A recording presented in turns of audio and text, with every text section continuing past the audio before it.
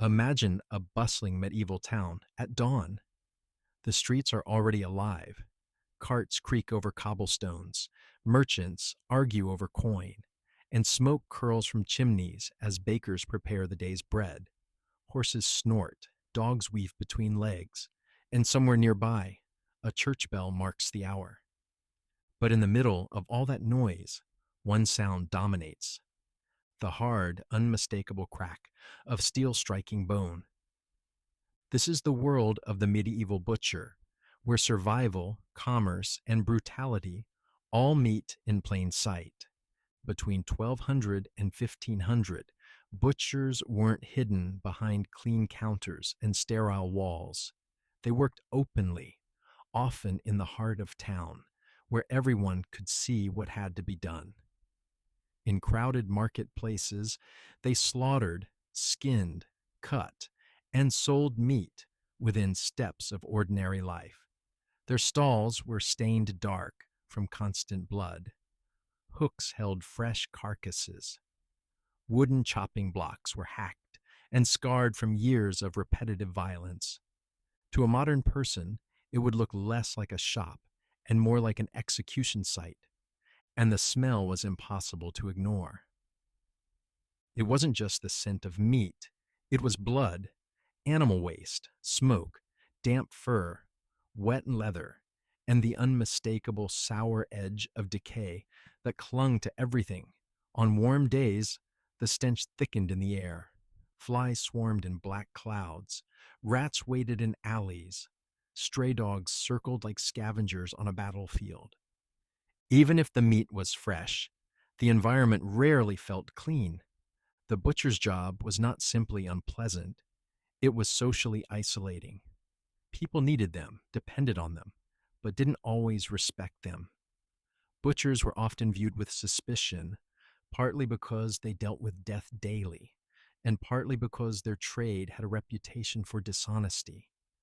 After all, if anyone could hide something rotten, it would be the man selling it. But professional butchery didn't truly emerge overnight. In the early Middle Ages, families slaughtered their own animals or relied on small-scale local killing. But by around the 10th century, as towns grew and trade expanded, slaughtering began shifting away from private homes and into specialized hands. Butchers became a dedicated profession with standardized tools, standardized cuts, and a more organized system of meat distribution. Soon, entire streets became associated with the trade.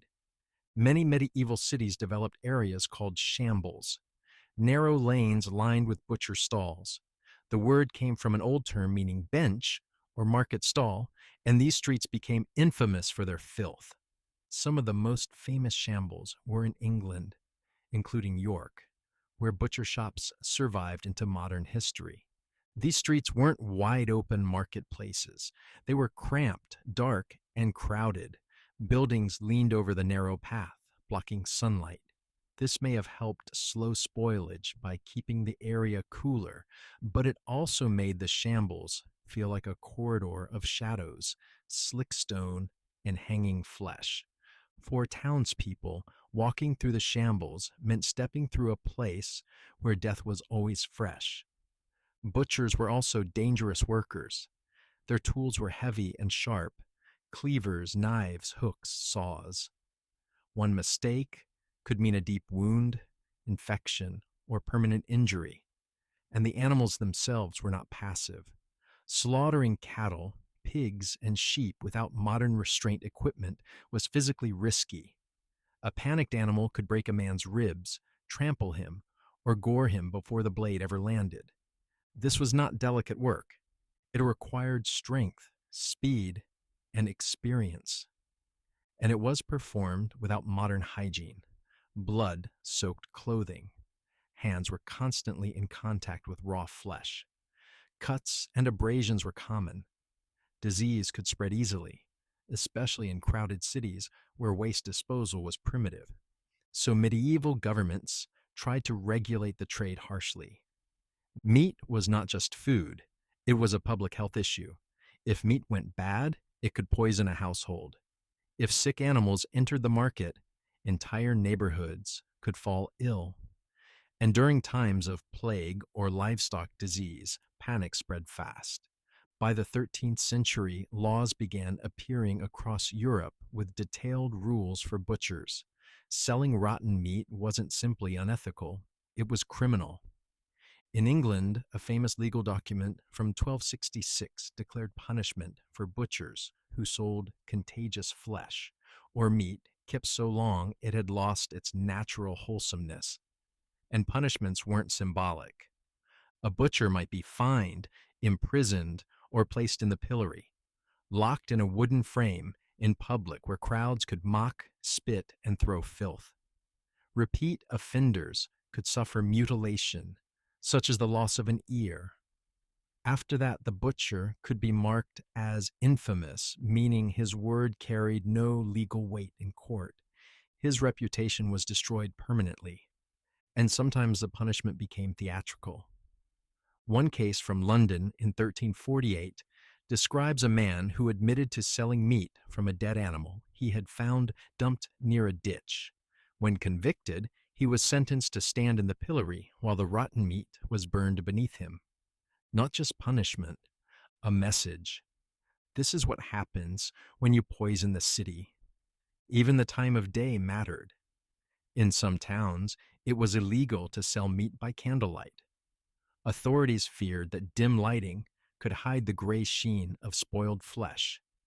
In daylight, customers might notice a slimy surface or unnatural discoloration. At night, under flickering candle flame, the butcher could sell meat that should have been discarded. So laws restricted butchers from cutting and selling late in the evening. If the church bell rang for a certain hour, often around mid-afternoon, the market day was effectively over. These rules existed because medieval people understood spoilage very well.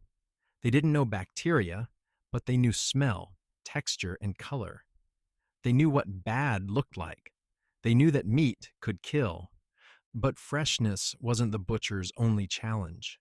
Religion controlled the calendar. Medieval Christianity demanded fasting and abstinence from meat on many days. Lent alone removed meat from diets for around 40 days. Fridays were often meatless. In some places, Wednesdays and Saturdays were also restricted.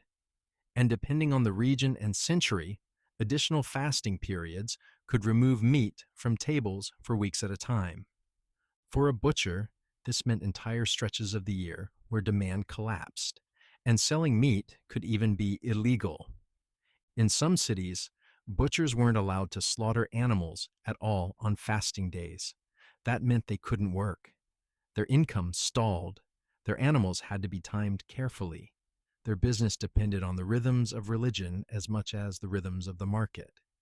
Ironically, enforcement sometimes fell to rival trades. Fishmongers, whose business surged during fasting periods, were sometimes tasked with reporting meat sales. If butchers broke the rules, the people who benefited most were the fish sellers. It was both religious discipline and economic warfare. And yet people constantly tried to cheat the system. Medieval logic often classified anything aquatic as fish, leading to absurd loopholes. Beavers, for example, were sometimes considered fish because they lived in water. Some argued that aquatic birds counted as fish. There were even theological debates about unborn animals being fish-like due to the womb's watery nature. It was not rational, but it was convenient. For butchers, these rules meant one thing. When they could work, they had to work hard. Slaughtering was often concentrated in late autumn and early winter, when colder weather helped preserve meat. November and December could become intense months of labor, as butchers prepared large quantities of preserved meat for the months ahead. Because fresh meat didn't last, preservation was essential. Salting, smoking, and brining could keep meat eatable for months, sometimes longer. This preserved meat became the backbone of winter diets, especially for poorer households. Fresh meat was a luxury of timing, available briefly after slaughter before spoilage set in. And because animals were expensive, nothing could be wasted. The best cuts went to the wealthy. Prime beef, good pork, and tender joints were sold at regulated prices, but lesser cuts and internal organs were still valuable. Stomachs, lungs, liver, and intestines were sold to tripe dealers. Blood could be used in cooking, fat could be rendered, even parts that modern consumers reject. Feet, heads, scraps had value. Medieval butchers didn't just sell meat, they sold survival. But there were always leftovers. Offal, waste, unusable tissue, and piles of blood had to go somewhere, and medieval cities were not designed for sanitation. Waste often ended up in streams, gutters, or open pits. Some butchers dumped entrails into rivers. Others left blood to rot in barrels. The result was predictable: disease, insects, and foul water. So laws again stepped in. Some towns demanded that blood be removed at night. Others forbade dumping waste into waterways, but enforcement was inconsistent, and the scale of the problem was enormous. A city with dozens of butchers produced waste daily. And when slaughterhouses were moved to the outskirts of town, butchers had to transport carcasses through streets, dripping blood along the way. Even the act of moving meat became a public spectacle. And through all of this, butchers occupied a strange social position. They were essential but feared. They handled death, dismemberment, and decay as a daily routine. Their shops were places where children might stare in horror and fascination, where the smell of blood soaked into wood and cloth, where the butcher himself might be viewed as rough, violent, and unclean. Yet at the same time, butchers were organized. They formed guilds, controlled prices, defended their trade, and sometimes held political power in town councils. In some cities, the Butchers' Guild was wealthy because meat was wealth. Meat was status. Meat was feast food. Supplying banquets, castles, and large households could bring serious money. And contrary to a common modern myth, medieval people did not drown rotten meat in spices to hide its flavor. That idea doesn't survive basic logic. Spices were expensive, often worth more than the meat itself. Cinnamon, cloves, mace, saffron. These were imported luxury goods stored under lock and key. If you could afford large amounts of spice, you could afford fresh meat, and no amount of cinnamon would hide the smell of rotting flesh anyway. Spices were not used to disguise decay.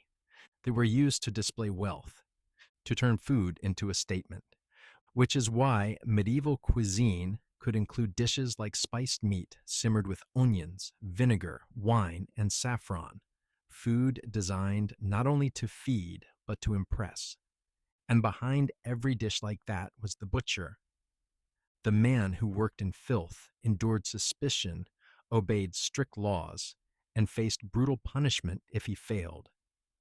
The man who stood in the center of town with a knife in his hand, providing food while everyone pretended not to notice the cost of it. The medieval butcher lived in a world where blood was ordinary, where waste flowed through streets, and where death was not hidden behind factory walls. It was public, it was constant, and it was necessary. So the next time you eat meat, cleanly packaged, sanitized, neatly cut, remember that for most of history, meat came with a smell, a sound, and a sight that no one could ignore. And in medieval Europe, that reality had a name: the butcher.